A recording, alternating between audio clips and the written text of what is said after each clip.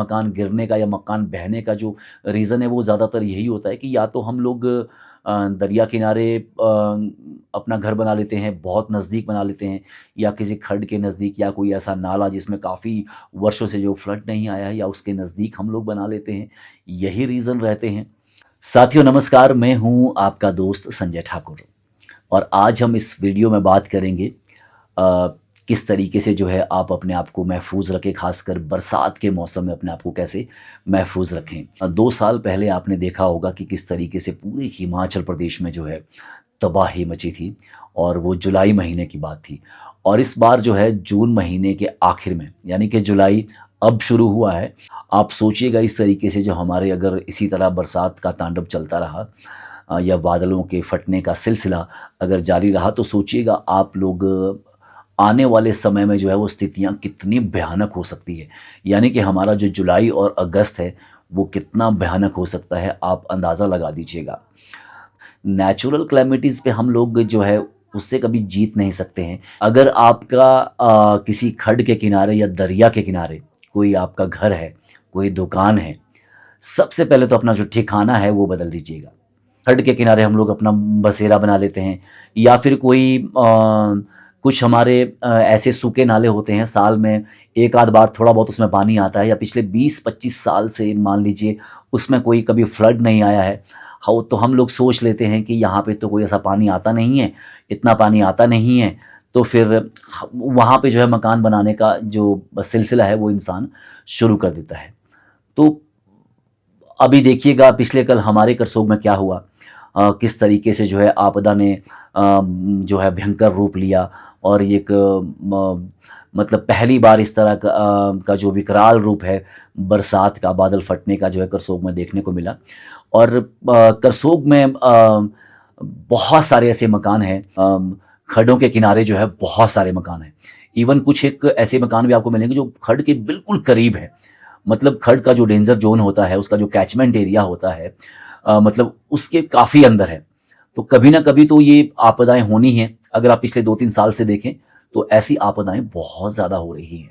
तो कहने का मतलब ये हुआ कि सबसे पहले हमें इनसे दूर रहना होगा अगर हमें बचना होगा, क्योंकि जब प्राकृतिक आपदा आती है, बादल फटने जैसी घटनाएं होती हैं, तो सबसे ज़्यादा जो नुकसान है वो नदी किनारे, खड्ड किनारे, या फिर कोई ऐसे नाले जो कभी कभार 10-15 साल, 20 साल में एक आधी बार आते हैं, वहाँ पे होते हैं। तो वहाँ पे सबसे पहले कि रैन बसेरा, यानी कि अपना जो बसेरा है वो ना बनाएं, क्योंकि अगर आप अपना बसेरा वहाँ बनाते हैं, आज नहीं तो कल कभी भी जो है वहाँ पे जब घटना घटेगी, जो भी आपने पूरी ज़िंदगी भर की मेहनत की कमाई अपने घर बनाने में लगाई होगी, वो सारी के सारी जो है वो स्वाहा हो जाएगी। ऐसा अक्सर होता है। तो सबसे पहले इन स्थानों से दूर अपना घर बनाएं, और ऐसी कोई भी घटना ना हो तो इनसे दूर आप जाएं। बहुत जगह आपने देखा होगा, क्योंकि नदी नालों को जो अपना जो रास्ता है वो तो वही रखना है। जब भी क्लैमिटीज़ होंगी तो पानी वहीं से होकर ही जाएगा। पानी ऐसा नहीं है कि हर कहीं होके जाता है, आप बखूबी जानते हैं। जो उसका रास्ता होता है, जहाँ से वो रास्ता बनाता है, जितनी उसकी स्पीड होती है, तो उस हिसाब से जो है वो अपना रास्ता बना लेता है। तो साथियों, मेरी सबसे पहले तो आपसे ये गुजारिश है कि अगर ऐसी जगह आपका घर है जो खतरे के निशान के पास है, खड्ड के नज़दीक है, या फिर आप सोच रहे हैं कि कोई सूखा नाला है, यहाँ पे कई सालों से फ्लड आया नहीं है, अब इतनी बारिश होती नहीं है, तो आप वहाँ पे घर बना लेंगे। बहुत सारे लोग ऐसा कर रहे हैं, और ये जो नुकसान है पिछले 2-3 साल से आप लोग पूरे हिमाचल में और दूसरे राज्यों में भी देख चुके हैं कि ऐसी जगहों पे घर बनाना कितना जोखिम भरा हो सकता है।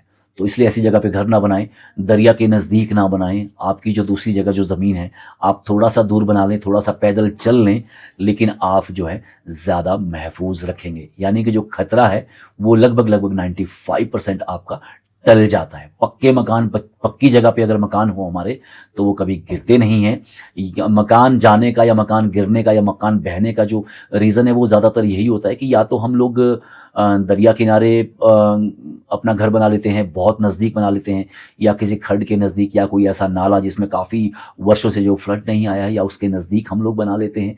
यही रीज़न रहते हैं। तो मेरी आपसे गुजारिश है कि ऐसी जगह अपना घर ना बनाएं। अगर आपने बना लिया है या घर के नज़दीक जो है वो खुदाई ज़्यादा ना करें। कोई आपको लगता है कि यहाँ पे लैंडस्लाइड हो सकता है, घर के नज़दीक में कोई ऐसी जगह है, तो उसको पूरा का पूरा आप कवर कर लें ताकि आपको नुकसान कम से कम हो। तिरपाल से आप कवर कर सकते हैं बरसात तक, तो ताकि वहाँ पे जो पानी है वो उसमें ज़्यादा ना जाए। अपने घर के आसपास जो है वो पानी की निकासी बेहतर रखें। अगर आप कहीं शहर में रहते हैं, किसी पहाड़ी में शहर में रहते हैं, तो वहाँ पे आपका जो ड्रेनेज सिस्टम है वो बहुत अच्छा होना चाहिए।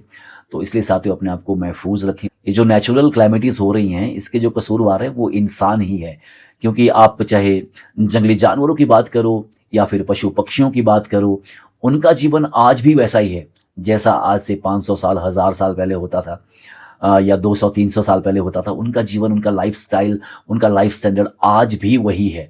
लेकिन इंसान को थोड़ा ज़्यादा दिमाग ऊपर वाले ने दे दिया, तो इसलिए वो कभी थकता नहीं है, कभी वो रुकता नहीं है, लालच से भरा पड़ा है। उसको हर समय के साथ उसको चलना होता है, और इस चक्कर में जो है वो डेवलप तो कर रहा है, उन्नति तो कर रहा है, लेकिन काफ़ी कुछ जो है वो पीछे छोड़ के भी जा रहा है। जो आज का जो इंसान है भले ही डेवलप हो रहा है, लेकिन इस डेवलपमेंट के चक्कर में जो है काफ़ी कुछ जो है उसने ख़त्म कर लिया है। ये पूरी जो सृष्टि है ये लगभग विनाश के कगार पर खड़ा हो चुकी है। तो मेरा ये मानना है कि इंसान को सिर्फ इतना विकास करना चाहिए कि वो हमारे प्राकृतिक संसाधनों को ना छेड़े, और प्राकृतिक जो हमारे संसाधन हैं, विकास हमारा इस तरीके से हो कि हम नेचर को जो है वो कम से कम छेड़े, नेचर को कम से कम हमारा नुकसान हो, यानी कि नेचर को नुकसान हम कम पहुंचाएं। अगर हम इस तरीके से काम करेंगे, इस तरीके से हमारी सरकारें और हम लोग काम करेंगे, तो मुझे नहीं लगता कि प्रकृति हमें ज़्यादा छेड़ेगी, प्रकृति भी हम पे वार करेगी। आप सोचिए ना कि अगर आपको कोई छेड़ता है, आपको कोई मारता है या आपको कोई पीटता है, आपको सोचिएगा कितना दर्द होगा, आप भी उस पर उल्टा वार करेंगे। तो प्रकृति का जो एक बैलेंस बना था इस पृथ्वी के लिए वो सारा के सारा डगमगा चुका है। आने वाली जो स्थितियां हैं वो बहुत खराब है।